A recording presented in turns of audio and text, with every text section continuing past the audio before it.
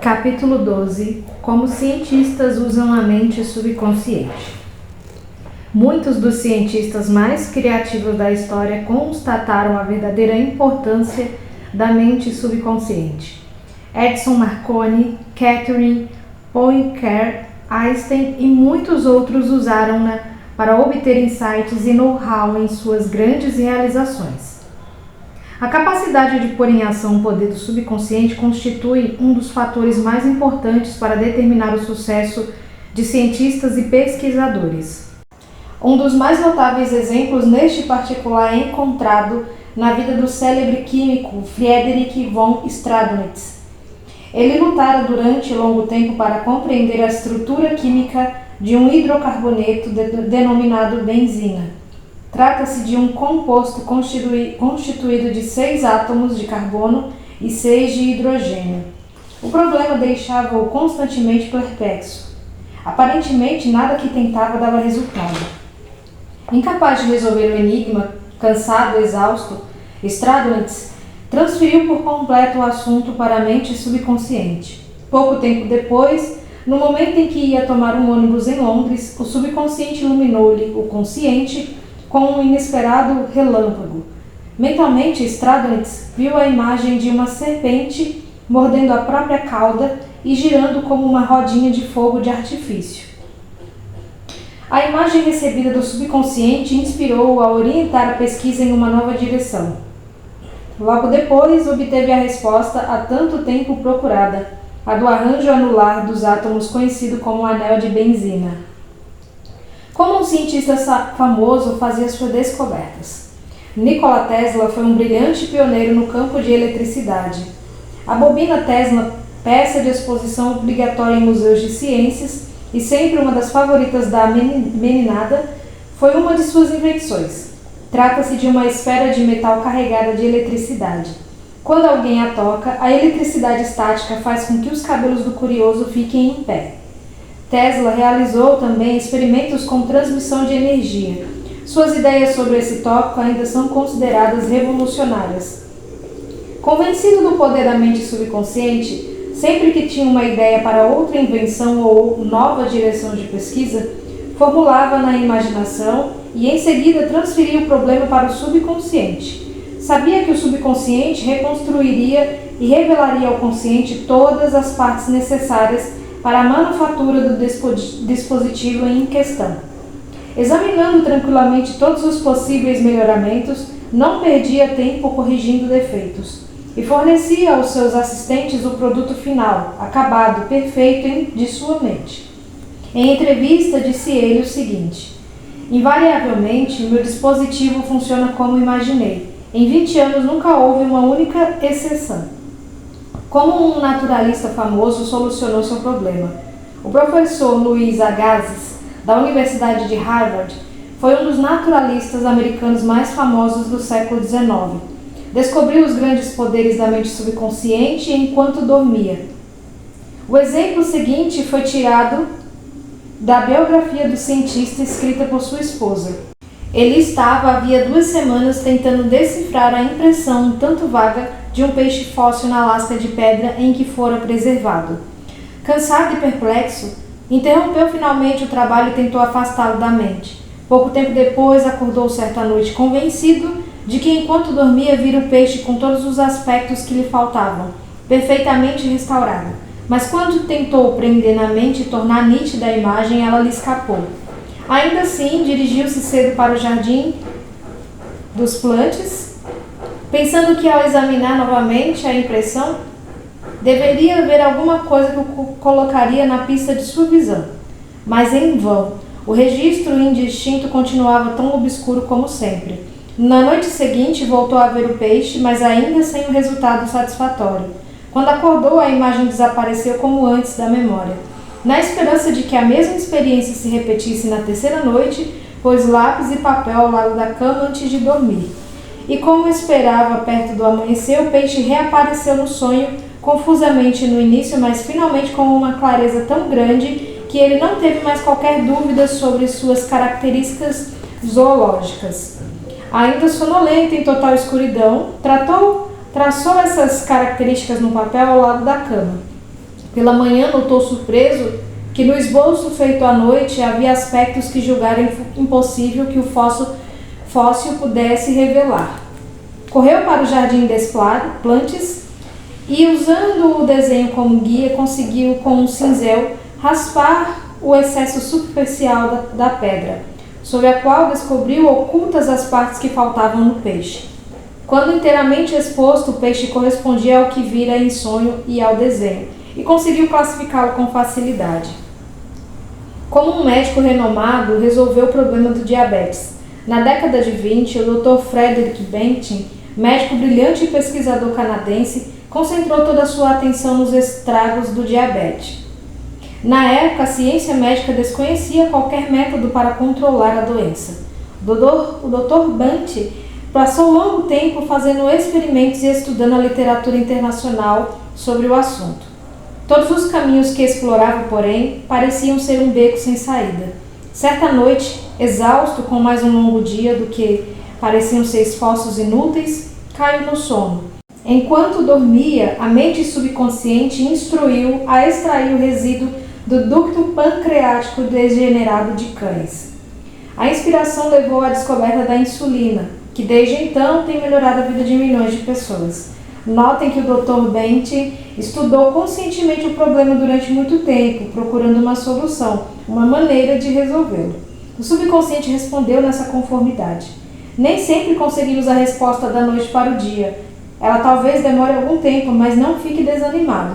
Continue, todas as noites antes de dormir, a transferir o problema para o subconsciente, como se nunca tivesse feito isso antes. Se a solução continuar a demorar a aparecer, você talvez esteja pensando que a questão que apresenta ao consciente é muito difícil e que levará tempo para resolver. Esse fato não deve surpreendê-lo. Geralmente sentimos a tentação de pensar que nossos problemas são de difícil solução. Se não fossem, não seriam problemas, mas isso é um erro. No que interessa ao subconsciente, não há tempo nem espaço. Vá dormir acreditando que receberá a resposta nesse momento. Não pense que a resposta vai ter que esperar por algum momento no futuro. Mantenha a fé no resultado. Convença-se agora, enquanto lê este livro, de que há a resposta e a solução perfeita que espera. Como um cientista escapou de um campo de concentração soviético, o Dr. Lothar von Blank-Schmidt, ilustre engenheiro eletrônico, foi internado em um campo de concentração soviético durante a Segunda Guerra Mundial. Ele atribui sua sobrevivência e fuga para a liberdade ao poder do subconsciente. Fui prisioneiro de guerra em uma mina de carvão na Rússia. Nessa prisão, homens morriam à minha volta o tempo todo. Éramos vigiados por guardas brutais, oficiais arrogantes e comissários inteligentes e de decisões rápidas. Após um rápido exame médico, uma cota de carvão era atribuída a cada prisioneiro. Minha cota era de 150 quilos por dia. No caso de o prisioneiro não atingir a cota, sua pequena ração de alimento era cortada e pouco tempo depois ele descansava no cemitério. Comecei a me concentrar em um plano de fuga. Eu tinha certeza de que, de alguma maneira, meu subconsciente encontraria uma solução. Minha casa na Alemanha fora destruída, minha família dizimada e todos os meus amigos e antigos colegas haviam morrido na guerra ou se encontravam em campos de concentração. Eu disse ao meu subconsciente: quero ir para Los Angeles e você vai encontrar um jeito. Eu vira fotos de Los Angeles e me lembrava muito bem de alguns bulevares e prédios. Todos os dias e noites eu me imaginava descendo o Wilshire Boulevard em companhia de uma moça americana que conheci em Berlim antes da guerra, hoje minha esposa. Imaginava visitando lojas, andando de ônibus, comendo em restaurantes. Todos os dias tinha um cuidado especial de dirigir meu imaginário carro americano, subindo e descendo os bulevares de Los Angeles. Tornava tudo isso vívido e real. Essas imagens eram tão reais e naturais para mim como as árvores do outro lado do campo de concentração. Todas as manhãs, o chefe dos guardas contava os prisioneiros que eram postos em fila. Ele gritava 1, 2, 3, etc. E quando o 17 era chamado, o meu número, eu dava um passo para o lado. Numa dessas ocasiões, o guarda afastou-se por 1 ou 2 minutos para atender um chamado, e quando voltou, recomeçou a contar por engano no número seguinte, como sendo 17. Quando a turma voltou à noite, o número de prisioneiros era o mesmo, e não deram por minha falta. e até que descobrisse isso levaria um longo tempo. Saí do campo sem ser visto e continuei a andar durante 24 horas, descansando no dia seguinte em uma cidade deserta. Consegui sobreviver pescando e caçando animais selvagens.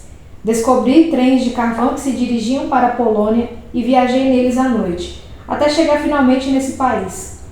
Com a ajuda de amigos, consegui chegar a Lucerna, na Suíça. Certa noite, no Palace Hotel em Lucerna, tive uma conversa com um casal americano. O marido me perguntou se eu gostaria de ser seu hóspede em Santa Mônica, Califórnia. Aceitei e quando cheguei a Los Angeles, descobri que o motorista deles me levava pelo Wilshire Boulevard e muitos outros que eu imaginara com cores tão vívidas durante os longos meses nas minas de carvão russas. Reconheci os prédios que vira mentalmente tantas vezes. Na verdade, tive a impressão de que estivera antes em Los Angeles. Eu havia chegado ao meu destino. Jamais deixarei de me maravilhar com as coisas assombrosas que o subconsciente pode fazer. Na verdade, o subconsciente dispõe de recursos que desconhecemos inteiramente. Como arqueólogos e paleontólogos, reconstrói cenários antigos. O subconsciente tem a recordação de tudo que já aconteceu na história de sua espécie. Arqueólogos que estudam ruínas antigas e incontáveis artefatos deixados por membros de velhas culturas podem usar em seu trabalho, com resultados maravilhosos à percepção imaginativa. A mente subconsciente pode ajudá-los a reconstruir antigos cenários. O passado morto renasce. Olhando para as ruínas de velhos prédios e estudando a cerâmica, a estatuária, as ferramentas, os utensílios caseiros de civilizações antigas, o cientista pode, utilizando os bancos de dados da mente universal, saber como, quando e por que tais objetos foram criados. A concentração profunda e a imaginação disciplinada do cientista despertam os poderes latentes do subconsciente. Esse fato habilita-o a cobrir com telhados estruturas antigas e cercá-las de jardins, tanques e fontes. Os restos fósseis recebem olhos, tendões e músculos, e mais uma vez andam e falam. O passado torna-se o presente vivo e descobrimos que na mente não há tempo nem espaço. Pela imaginação disciplinada, controlada e dirigida, podemos ser companheiros da maioria dos cientistas e pensadores inspirados de todos os tempos. Como receber a orientação do subconsciente? Quando você tem que tomar o que acha que será uma decisão difícil, ou quando não consegue descobrir uma solução para um problema, comece imediatamente a pensar construtivamente a esse respeito. Se fica com medo ou preocupado, você não está realmente pensando. Pensamento autêntico não inclui medo. Vejamos agora os passos de uma técnica simples que você pode usar para receber orientação no tocante a qualquer assunto. Tranquilize a mente e fique imóvel. Diga ao corpo para relaxar. Ele tem que obedecer. O corpo não tem vontade, iniciativa ou inteligência autoconsciente. O corpo é um disco emocional que grava suas crenças e impressões. Mobilize a atenção. Focalize o pensamento na solução do problema. Pense em como ficaria feliz com a solução perfeita.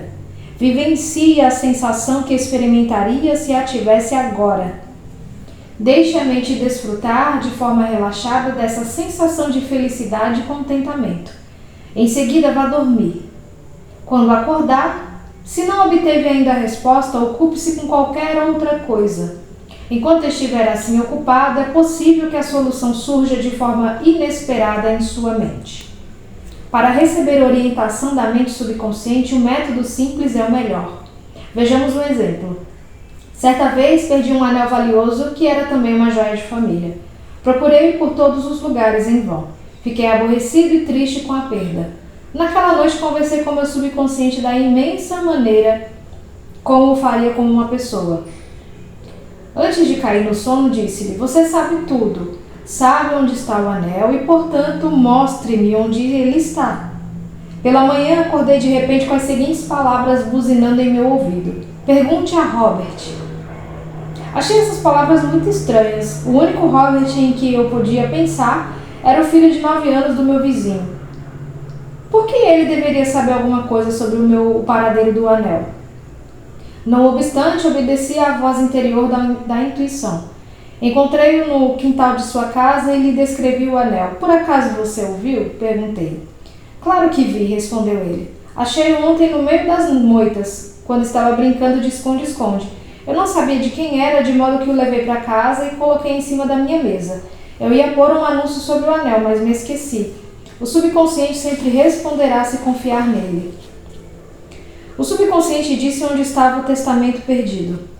O jovem Hugo assistia minhas palestras em Los Angeles e me contou a experiência que tivera com o poder do subconsciente. O pai dele morrera de repente, aparentemente sem deixar testamento. A irmã, contudo, disse-lhe o que o pai o mencionara certa vez, acrescentando que se esforçara para ser justo com todos. Hugo compreendeu que se um juiz decidisse que seu pai falecera sem deixar testamento, a propriedade seria dividida de acordo com as regras determinadas pelo Estado. Não era provável que essa solução se ajustasse aos desejos do pai. Além do mais, despesas judiciais consumiriam grande parte do espólio. Ele e a irmã procuraram por toda parte, mas não conseguiram encontrar o testamento, e começaram a perguntar-se se o documento efetivamente existia. Hugo, porém, lembrou-se do que aprendera sobre o uso do subconsciente. Antes de dormir, conversou com a sua mente mais profunda, dizendo: agora, transfira esse pedido à mente subconsciente. Ela sabe onde está o testamento do meu pai e vai me dizer. Em seguida, condensou o pedido em uma única palavra: responda. Repetiu-a diversas vezes como se fosse uma canção de ninar e foi dormir com a palavra responda ecoando na mente. Na manhã seguinte, acordou com uma ânsia imensa de ir ao certo banco no centro de Los Angeles. Sentiu-se curioso a esse respeito. Teria ouvido o pai mencionar esse banco em alguma ocasião? Notara por acaso uma carta do banco na correspondência do pai? Não tinha certeza, mas sabia que precisava conferir o palpite. Foi ao banco naquela manhã. No fim, um funcionário confirmou que o pai tinha ali um cofre de aluguel. Ao ser aberto, o cofre e o testamento foi encontrado. O pensamento, quando você vai dormir, desperta os poderes latentes existentes em você.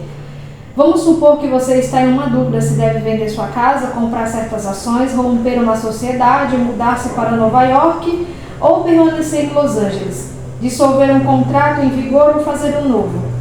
Faça o seguinte: sente-se tranquilamente em uma poltrona ou à mesa no escritório. Lembre-se de que há a lei universal da ação e reação. Ação é o pensamento. Reação é a resposta da mente subconsciente. O subconsciente é reativo e reflexivo. É a sua natureza. Ele rebota, recompensa e resgata. E segue a lei da correspondência. Responde correspondendo. Pensando na ação correta, você automaticamente experimenta uma reação ou resposta, que é a orientação ou a resposta do subconsciente. Ao buscar orientação, você simplesmente pensa na ação correta. Isso significa que usa a inteligência infinita existente na mente subconsciente a um ponto em que ela começa a agir por ser seu intermédio. Desse instante em diante, seu curso de ação é dirigido e controlado pela sabedoria interior residente em você, que tudo sabe e é onipotente. Suas decisões serão corretas. Só poderá haver ação correta porque você está sob uma compulsão subjetiva para fazer a coisa certa. Uso a palavra compulsão porque a lei do subconsciente é compulsória. O segredo da orientação. O segredo da orientação ou ação correta implica procurar tenazmente a resposta certa, até que ela lhe ocorra à mente. A resposta pode ser um sentimento, uma percepção íntima, um palpite irresistível que você sabe que é a verdade.